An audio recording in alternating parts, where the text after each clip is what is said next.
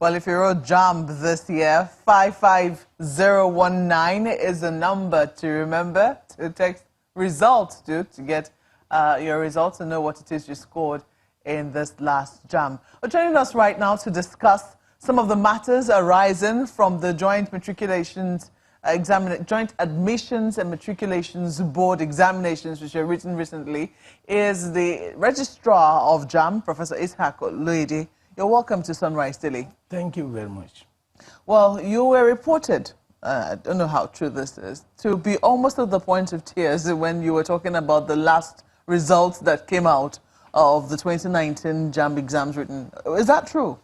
I just felt that, yes, it's not untrue that one felt touched, particularly when you look at the future of what we are doing in terms of examination malpractice, in terms of laying foundation for a worse tomorrow.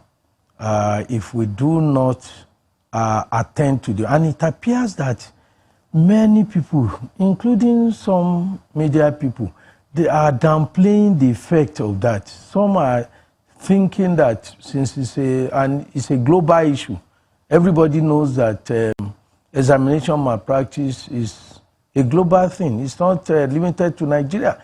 But I couldn't believe that we have gone to that extent. I'm not saying that we are the worst, but I thought given the level of our economy, even our corruption should be commensurate to our development. But there is no balancing. These students or candidates, they have gone haywire in corruption to such an extent that it will take a strong mind to understand the nature. At times, I could not imagine what they had planned. I give you an example. When we discovered that, when technology showed us clearly that there are 64 fingers, a person's finger, a particular person's finger in 64 registrations, didn't make sense to me. How would somebody register or participate in registering 64 persons as part of the biometric of those persons? I told the experts, please go back to the studio. That doesn't make sense. I won't open my mouth with such a thing. But when they kept on saying, look, it's not just 64, we have seen 223, it looked crazy. I couldn't understand that type of thing until around 1 a.m., I called the chairman of council of who I know is a very highly respected person. I said, look, why are you calling me at this time? I said, look, I couldn't sleep. There was something I had to solve. This is what I found out, and I found it difficult to even discuss with your provost because it doesn't make sense to me. But this thing happened in your school. The man said, okay, let's wait till tomorrow. I said, I couldn't wait till tomorrow. Whatever you can do this morning, because I wouldn't be able to sleep. The man said, okay. And he linked up me with the provost, 3 of us on the phone. And the provost said, it looked crazy, but give me till 7 a.m. tomorrow morning. Why they went to bed, or perhaps they went to bed, I couldn't sleep. Waiting, checking that by 7 I called the provost. And alas, due to the fact that he was firm and he told them that this is a serious matter, the man who did it confessed. And you see, as bad as it was, I had a relief that, then why? He said it was in good faith. Then we started looking at how and what. Or you mean the fingerprints that were contributed to the registration? You know, they were supposed to have, every candidate was supposed to register the 10 fingers. Mm-hmm. But what they do now is that 5 persons will just bribe the registration officer, will go at a time that you will contribute to, this contributes to, this contributes to, and you have 10 fingers on one person's registration. I later realized that they were laying foundation for the possibility of any of those 5 people going to the examination hall. Because when you get there and you put your finger, it will go. If you put the appropriate one, if I put my own too, it will go, giving the appropriate one. And that gives room for ghost writers to assist. Or one lady who was accosted We were watching from Abuja and we felt this lady was not working.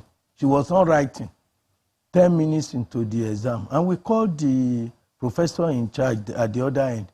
Once I said, look, I put her under watch. After 30 minutes into the examination, the prof went to the lady and said, and our system will tell you 3 minutes after, if you do not do anything, do not press anything in 3 minutes, I will lock you out. You have not worked in the last 3 minutes. So I expect at least to be sure you are alive. At least you did something and the thing will. This lady did not do anything and did not even log in, not to talk of even giving her permission. After 30 minutes, she said, I'm still praying. Praying for an examination, 2-hour examination, 30 minutes. Okay, this type of prayer is okay. Log in into the exam. She couldn't log in. We put the number could not go. Because somebody else was in the examination using our number. Do you get the point? Once somebody has logged in with a number, you cannot log in.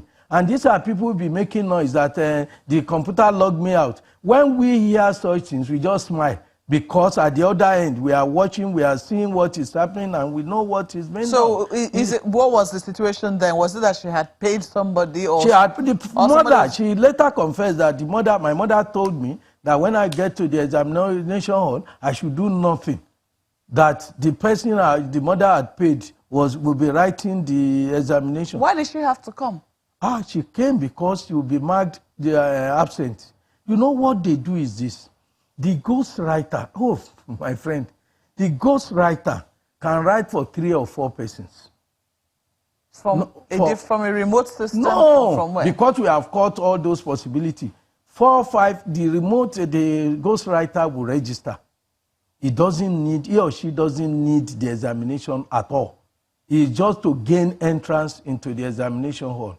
Now, we have collected money from 3 or 4 persons posted, arranged by the CBT center owner. That those people posted to my place, then they will arrange that once you are posted to my place, this man will provide him for you. He had already been in. For every examination, the ghostwriter will be there. He's going to write for 3 or 4 persons. If you do not biometric, you do not confirm your verification, we will mark you absent.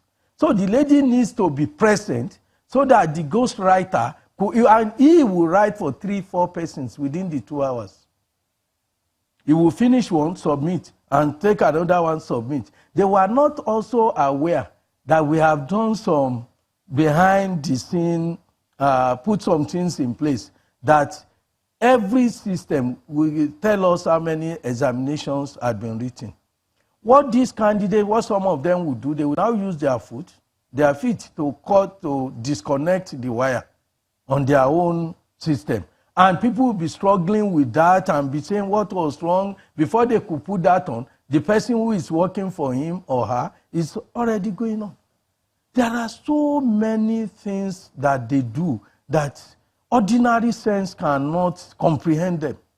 So when you now see that, why are we in this situation, you find yourself bewildered that, what is it that they want?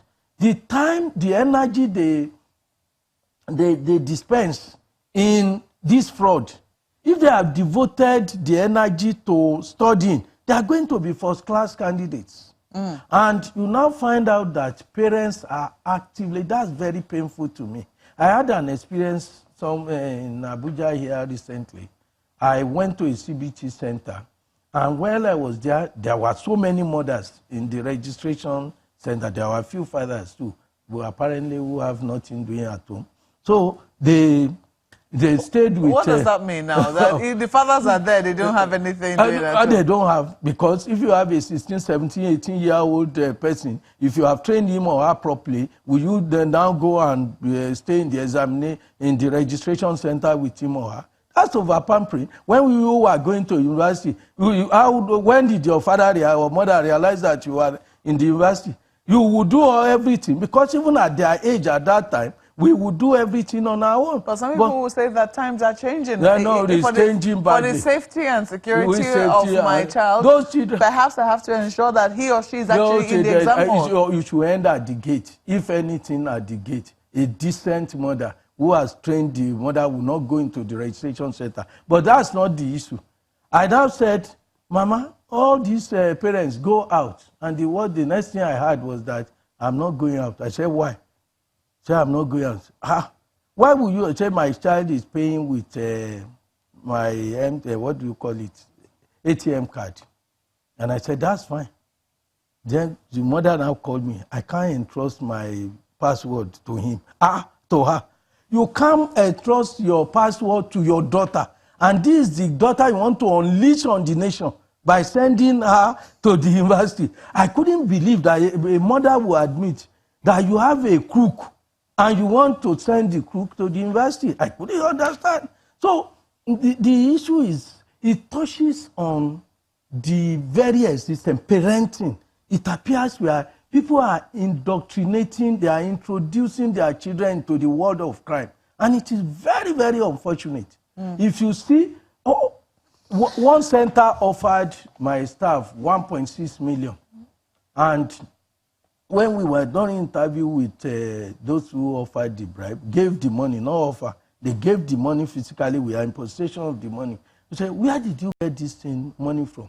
We couldn't believe that parents pay as much as 200,000 naira. These are people that federal government reduced from 5,000 to 3,500 so as to enable them pay. You couldn't believe what they pay. When the man narrated how he was collecting the money from the parents, you couldn't believe. How would you as a father or a mother stand before your daughter or your son and connive to commit crime? Would the child have any respect for you? Will you still call yourself a father or a mother when you have introduced your daughter or your son into the world of crime? Professor Oloyede, I definitely look forward to a book that you will write after your stint as Registrar of JAMB. But let's talk about some of the issues that have come up. When you introduced this CBT, well, you did not introduce CBT, but when it became a little more advanced, people were asking questions as to whether or not all students will be able to, be a part of this process, whether the process by itself has not already removed some students, especially those in rural areas. There were concerns about that.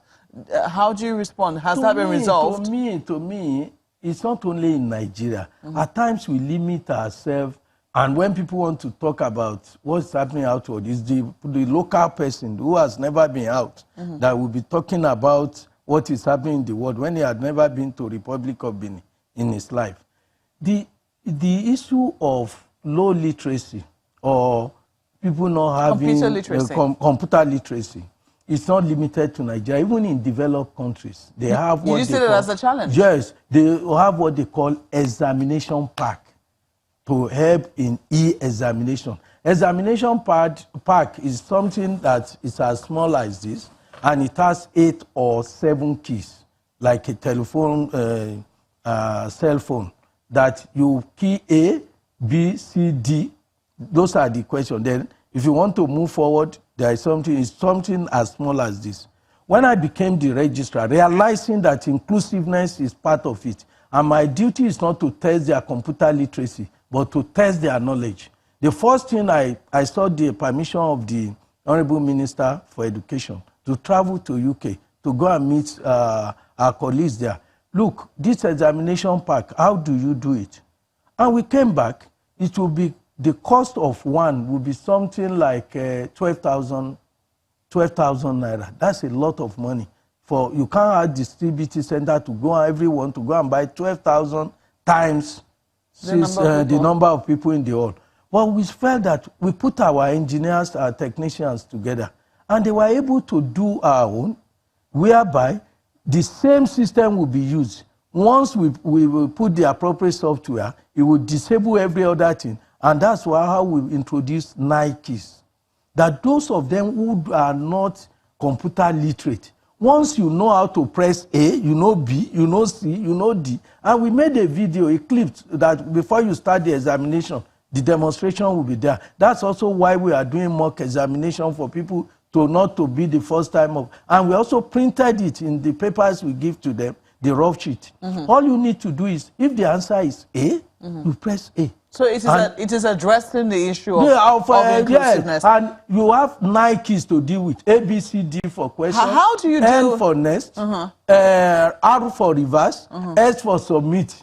And if you want to submit, the system will ask you, are you sure you want to submit? You press Y. That's all. How do you take complaints from the public regarding, so that you can improve and so that, each edition can be better? Because right now, people are saying we're sending results to the number which you have said, and in some instances, they're coming out blank, or in some cases, they'll say, oh, this number has been used. They're not getting the required my friend, results to their phone. Get 2 or 3 of them.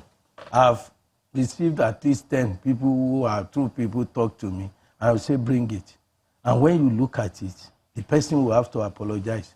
These lies that people are... I'm not saying, for instance, yesterday, Tisa alert was down for about 6 hours.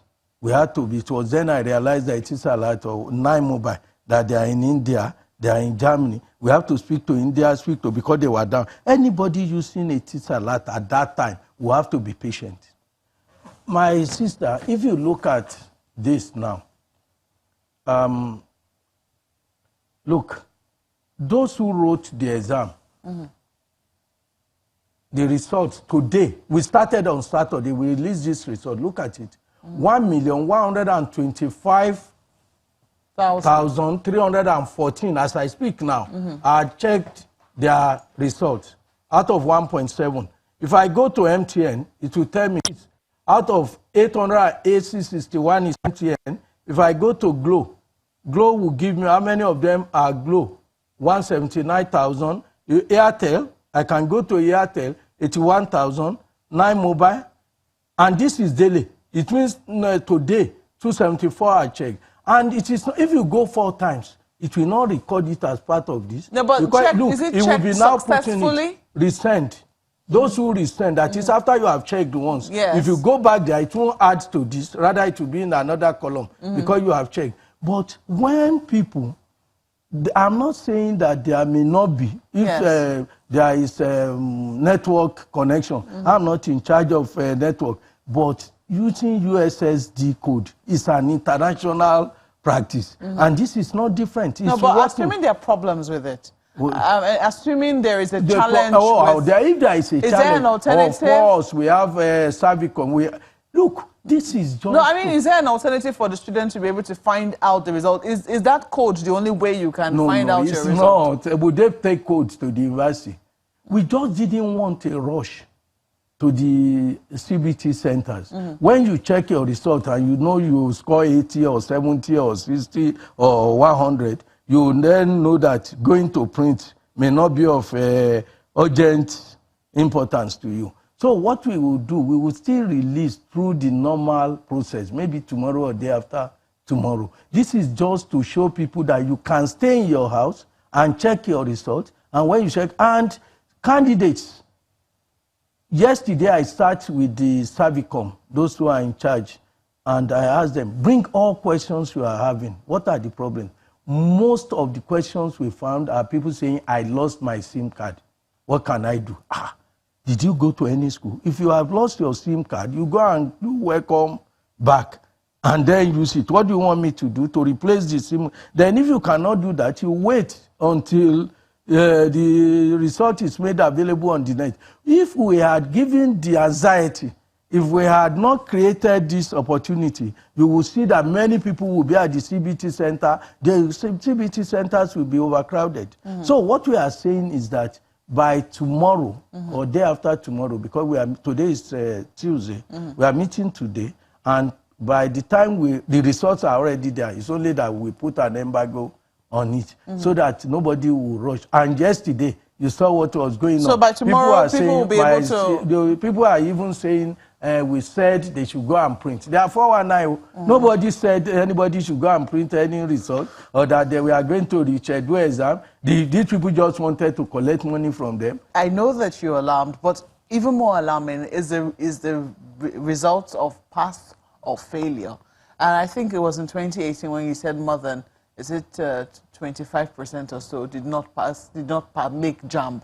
And that's the reason why we find that, do not have the qualifications, rather, to go to universities. And that's why we will see them rewriting JAMB over and over again.